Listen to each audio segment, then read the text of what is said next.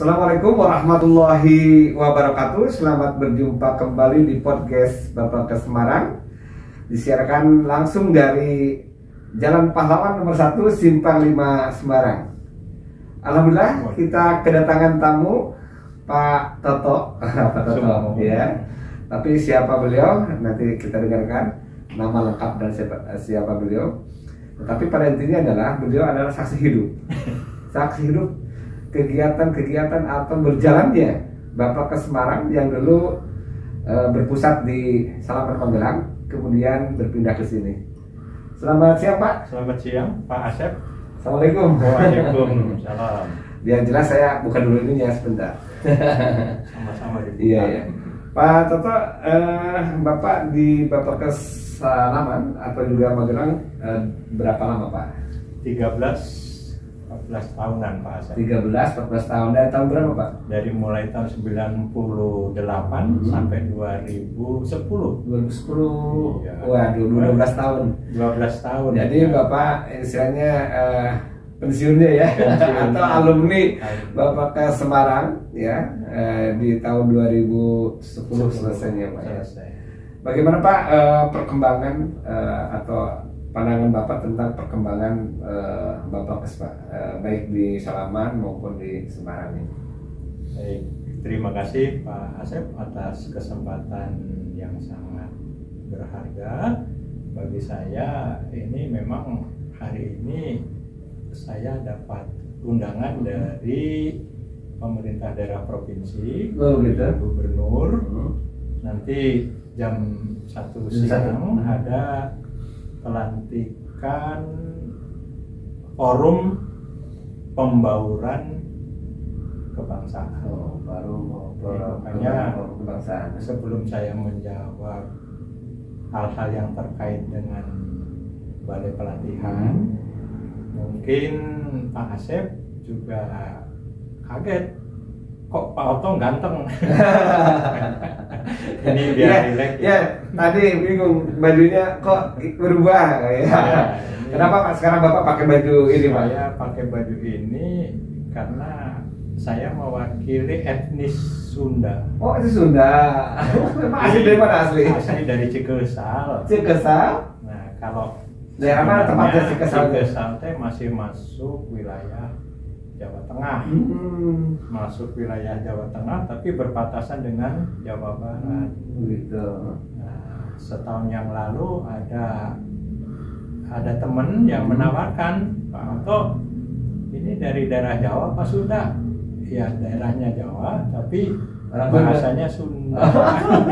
Jadi maaf, maka saya berpakaian ini pakaian Sunda ya. Tadi nggak kaget ikatnya ada buntutnya ini. Oh gitu, iya. Lalu kembali ke pertanyaan Pak Asep, Bapak ke Salaman memang kelihatan ya maju dari segi fisik juga. Insya Allah ya Pak ya. Karena yang di Semarang juga ini kelihatan gedungnya megah. Sementara kantor yang di Salaman juga masih tetap ada. Alhamdulillah ya. Jadi kita punya 2 kampus ya. Punya 2 kampus, jadi, bukan 2 istri ya. Yang satu langsing ini sampai lantai 8, yang satu melebar. Itu yang di Salaman. Jadi saya teringat lembaga administrasi negara. Lan ya. Ada yang di kantor pusat, kemudian ada yang di Pejompongan. Iya begitu Pak ya. Bapak selama di Bapak ke Semarang ya dulu Salaman. Bapak sebagai widya suara atau apa? Saya langsung masuk sebagai widya suara. Waktu itu tahun 96. Iya. Ada rekrutmen, kemudian tes diawali dari Kanwil. Masih ada kantor wilayah, kemudian lolos, dibawa ke Hanjebat. Hanjebat. Yang terakhir ke lembaga administrasi negara lain. Ikut. Kalau sekarang lebih kompetensi. Waktu itu masih kepala Pusdiknasnya Pak Dr. Ibrahim Pak. Dr. Ibrahim. Baik. Pak kira-kira terkait dengan kewidayasuaraan Pak ya. kesan-kesan apa yang Bapak teringat terus? Apakah kesannya terhadap peserta? Apakah mungkin wah peserta saya sekarang udah jadi eselon 1 atau bagaimana? Itu gimana Pak kira-kira? Ya, saya sangat berkesan sekali karena waktu itu zaman akreditasi Pak Asep. Begitu Bapak Kesalaman terakreditasi oleh Lembaga Administrasi Negara, maka pintu gerbang yang di kantor Salaman itu dibuka lebar-lebar. Termasuk dari pemerintah daerah Kabupaten Semarang, Kabupaten Purworejo, dari Kota Semarang menitipkan diklat manajemennya di Salaman. Dulu yang contohnya diklat pimpinan. Iya. Jadi, tim berapa Pak? Pernah tim 3. Tim 3 juga pernah. Ya, jadi banyak camat-camat yang dari Kota Semarang, camat yang dari Kabupaten Magelang sendiri dan dari Temanggung itu menitipkan. Oh gitu ya. Karena waktu itu ya hadiah dari akreditasi oleh Lembaga Administrasi Negara, sehingga tidak ada beda. Ini sertifikat dari kesehatan atau dari Departemen Dalam Negeri waktu itu memberikan jaminan mempunyai penghargaan yang sama. Itu yang sulit saya lupakan. Oh gitu ya. Dan kira-kira yang tadi yang sulit Bapak lupakan. Kira-kira apa sih kiat-kiat untuk menjadikan sebuah satuan kerja atau tempat bekerja yang harmonis Pak? Bagaimana Pak? Mungkin menerapkan prinsip komunikasi yang efektif. Komunikasi efektif ya. Seperti teorinya kita kembangkan, mungkin bisa berangkat dari 2 teori. Bisa teori Lauren Green, bisa juga teori kesabaran melalui tahapan kalau kita ingin memasukkan sesuatu dan diterima oleh audien, itu jangan ingin langsung mengadaptasi, tapi harus ada dimulai dari tahap awareness. Kemudian dari bukan. Kemudian interest, baru trial. Mungkin kita harus bersabar, tidak boleh gerusa-gerusu ini langsung ke perubahan. Tidak bisa, jadi harus bersabar. Iya Pak ya. Bapak berapa pejabat atau kepala balai Pak ya selama Bapak? 4 ya. Siapa aja Pak? Pada waktu saya masuk kepala Bapelkesnya Pak almarhum, itu yang Pak Kartiko Waluyono.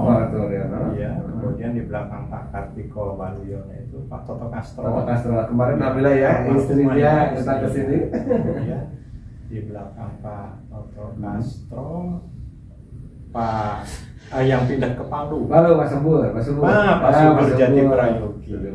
Dan yang terakhir kemarin sempat Pak Taufik ya. Baik. Jadi sempat ketemu. Sempat terakhir masa saya pensiun itu pergantian antara Pak Subur ke Pak Taufik. Dulu waktu kekhususan pelatihan di Bapak Kesalaman itu Bapak apa khususnya? Saya lebih banyak ke diklat PIM, manajerial ya. Jadi Bapak sebagai udah suara lebih banyak ya, ini menggedor pintu Pemda Pak. Gitu ya. Jadi jualan Bapelkes di pemerintah daerah. Ya, waktu itu diawali modal dari Bupati Magelang. Waktu itu pertama kali dari Departemen Dalam Negeri yang masuk menitipkan camatnya dan kepala bagian sebanyak 13 orang dari Kabupaten Magelang, itu modalnya dari Bupati Magelang. Ya kita pun sekarang ada pelatihan manajemen tapi lebih banyak ke Latsar ya Pak ya. Latsar ya. Ya kebetulan sesuai dengan PNBP dan juga penugasan. Kebetulan kita juga dapat penugasannya adalah Latsar Pak. Nah terkait dengan aktivitas Bapak, kelihatannya walaupun sudah pensiun 12 tahun ternyata masih seger sehat. Alhamdulillah, ibarat daur ulang Pak. Iya. Aktivitas sekarang apa Pak sebagai dosen? Saya dosen tetap ikatan di Universitas Muhammadiyah Semarang. Home base saya di Fakultas Kesehatan Masyarakat. Ya. Mata pelatihan yang mata pengajaran analisis kebijakan kesehatan. Kakak. Betul. Beliau bisa jadi narasumber buat kita ya untuk analis kebijakan kesehatan Pak ya. Nah kiat-kiat Bapak menjadi sehat gimana sih Pak? Saya lihat Bapak punya mobil persembahan. Salah satunya mungkin jalan pagi. Jalan Setelah pagi, sholat ya? subuh tidak langsung masuk ke rumah, tapi ya keliling dulu di depan rumah atau di sekitar kampus. Jadi Bapak umur sekarang kira-kira 27. 72 masih sehat. Bagaimana dengan kita? Amin. Kita akan mencontoh beliau. Lebih sehat. Lebih sehat lagi ya. Dan mudah-mudahan beliau menjadi contoh buat kita semua ya. Ya. Jadi ada pepatah Pak. Oh, ada pepatah ya. Mungkin meniru pepatahnya para pendahulu. Ya. Kutitipkan Kutitipkan Muhammadiyah kepadamu. Oh, pesan Muhammad datang. Oh, Muhammad ya. Ini kita konvensi kutitipkan Bapak Kes pada Pak Asep. Terima kasih. Hidupilah Bapak Kes. Jangan hidup di Bapak Kes. Jangan cari hidup di Bapak Kes, itu pesan Bang Madalan ya. Bapak Kes, insya Allah di sentuhan Bapak ya ini bisa berkembang. Iya.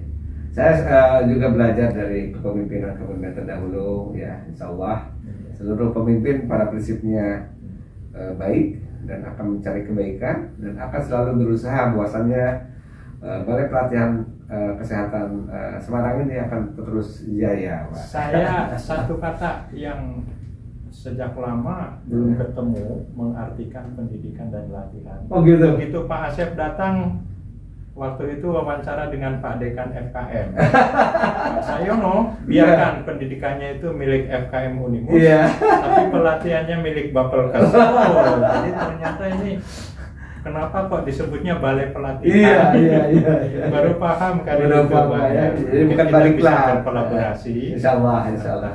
FKM Unimus. Iya. Apalagi basicnya sama-sama ya. Betul. Pak Asep ini epidemiolog. Betul ya, Pak. Kebetulan di FKM juga andalannya banyak yang memilih epidemiolog. Baik. Ya.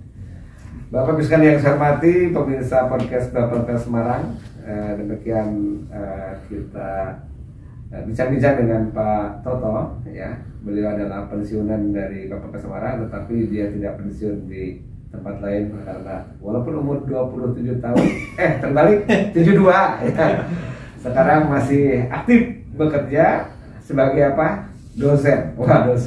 Dosen adalah ustadz kalau dalam bahasa Arab itu adalah seorang pengajar yang tidak ada hentinya ya. Dan Allah menjanjikan kepada orang-orang yang berilmu pengetahuan akan ditingkatkan derajatnya sebagaimana orang yang beriman. Ya rafa'il ladzina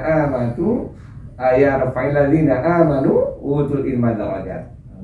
Jadi Allah akan meningkatkan derajat orang-orang yang berilmu pengetahuan sebagaimana orang yang beriman.